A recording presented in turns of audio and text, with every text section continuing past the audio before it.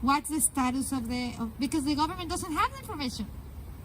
So we cannot take these issues because we don't have the information about each of the communities, and then get organized, and then we can go back to them.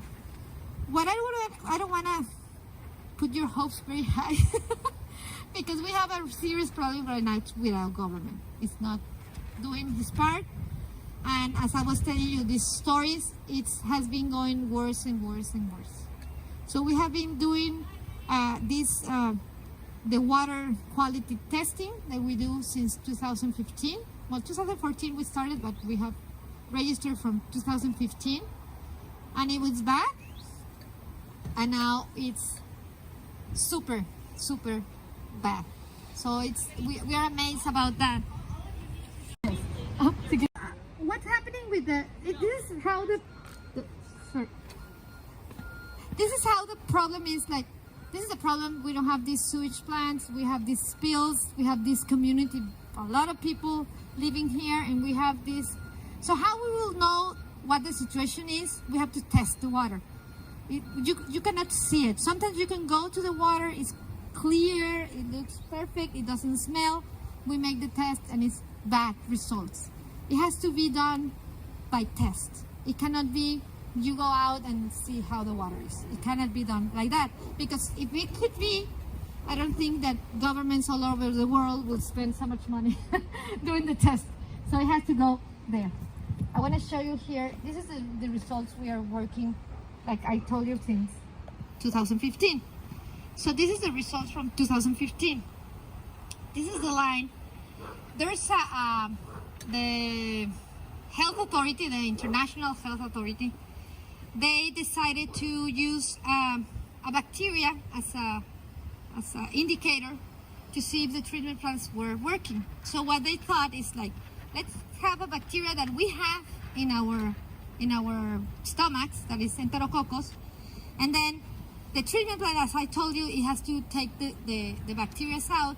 So when the water goes to the river, lake, or ocean, it doesn't have to have this bacteria. So we measure that bacteria, and the number, I don't want to get into the very technical thing, but I'm going to give you a number. The World Health Authority says if it's above 100, the beach has to be closed. In Mexico, when they started using this measurement, they say 500 because we are very strong. And then we were complaining, and they say we're going to lower it, and then it's in 200. They didn't get to 100. They want a little cushion there. So in San Diego is 100, in Tijuana is 200, this number. What happened is, like, to do an example is, if I have someone in a room and I cover your eyes and I put like 2 persons in that room, and I ask you, like, cross this room from one side to the other one, if there's 2 persons, it's very difficult that you're gonna bump against them. But if I put you in the same room and I put 200 people, and then you're gonna cross against another one. So if we find this bacteria, it means that it's not just Enterococcus. We have Typhoidea, we have E. coli, we have all the things, all the things, the bacteria and pathogens that you can imagine in the water. So that's why it's very risky, because it's not that you're gonna be with Enterococcus that you already have in your stomach. That's not the problem. The problem is you can get hepatitis, or you can get all these bad. Also COVID. They're now finding out how much COVID there is in the community. Yeah. By testing the sewage. Wow. Yeah, you cannot get it infected through the water, but you can measure the COVID, and so that's why we measured this. So in 2016, this is the line of 200. No, above 200, it's bad. So you can see we have a very dynamic beaches. Like, it's not like zero. No, we have but it was lower. And here you can see in October, it just went up. But it went up 200, closed beach, big risk. You have thousands here, thousands. It was 5,000, 6,000. The next year, you can see that this purple line is San Antonio del Mar. It was way out. It was crazy. Thousands. And the other ones were fairly good. The next year, and we were talking to the government. Something happened here. You can see it. Something happened here in October. It's crazy here. And the next year, it was crazy also. And the next year, again, nothing is happening. Everything is okay. Last year, I was sitting with the people from CESP, and the director said, well, we're going to tell the truth. We have 6 years that the treatment plant is not working. Is where we got the results. And they said, no. And Punta Bandera.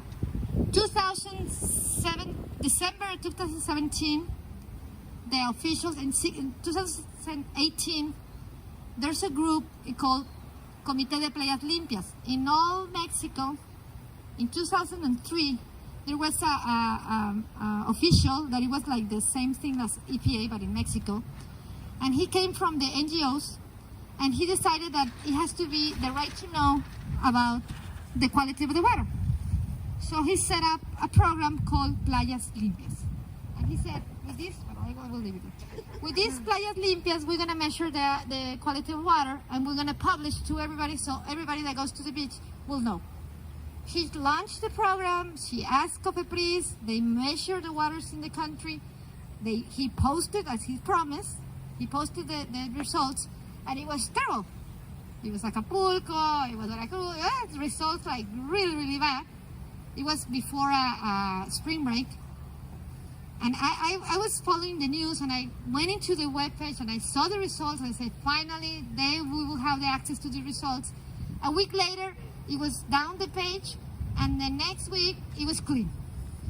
The guy was fired, and they put the program, and since 2004, that Tijuana has a committee, it has been clean and clear the water in Tijuana. Of course, you can see the results. So they have, and this committee, what the good thing that stayed is this committee. So in these committees is seated the federal, the state, the municipality, the different secretaries, tourism, environmental, economy, from all levels, community and private sector, and universities. So we're sitting there, and we have been working there. Myself, I have been part of this committee since 2007. I have been like bugging. Every time, next Thursday, it will be settled again, because every time we have a change of administration, they have to put it the table again. And I'm back. And I said, like, you still here? Yeah, I'm here. And we keep coming. So what we have been doing is CESP is I'm gonna get this, but COFEPRIS is the health authority, CESP is the water authority. They monitor, and also we monitor. With CESP authority, they monitor the water every week, not because they are, I don't know if I'm on live, but I say hi to CESP. They are like the good guys.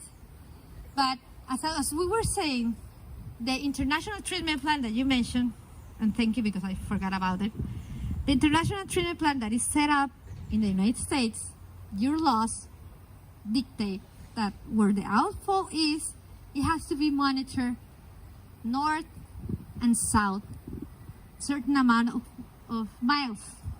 Since south, it goes to Mexico, the United States cannot come across and get the sample and do the thing. They have to hire someone to do the testing in Mexico.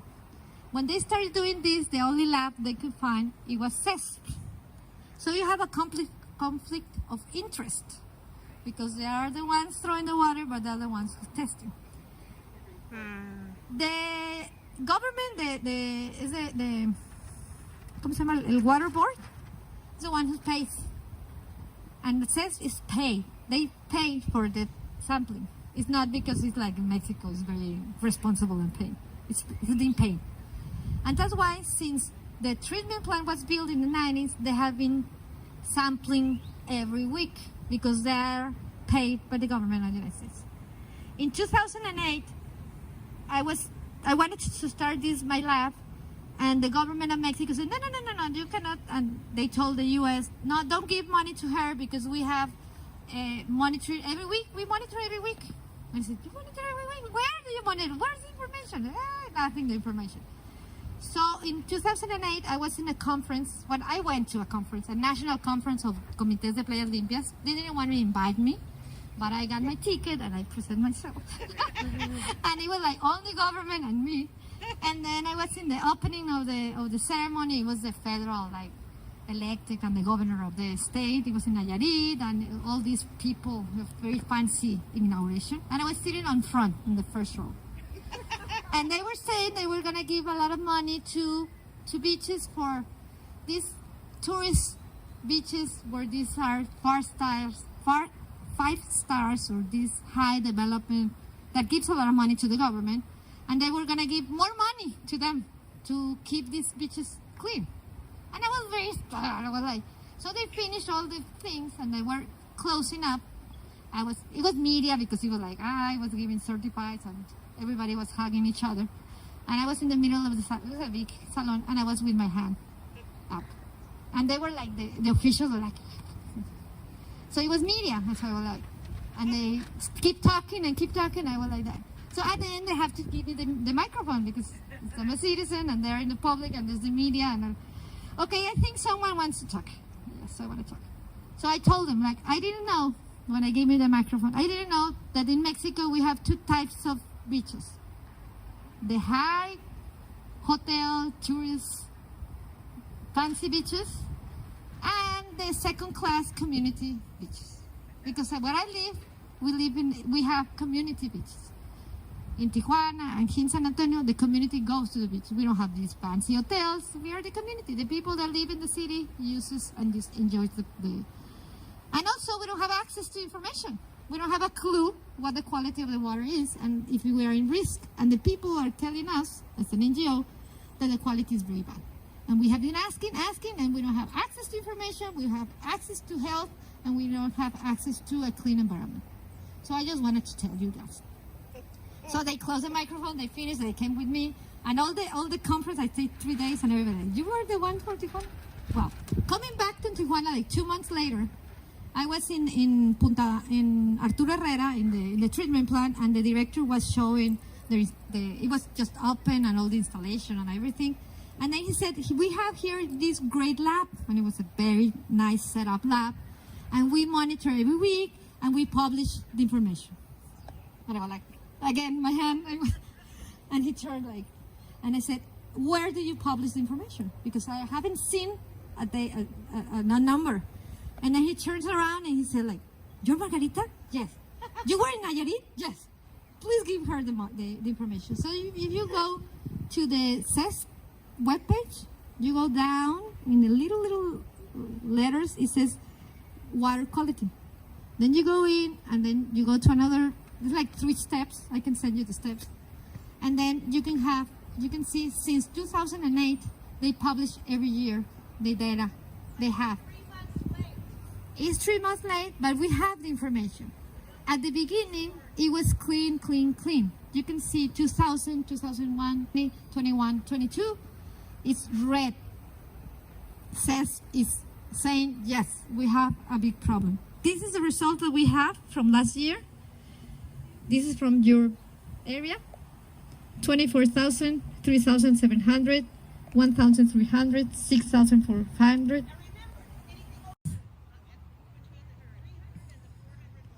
Mira, si quieres vas a poner el otro.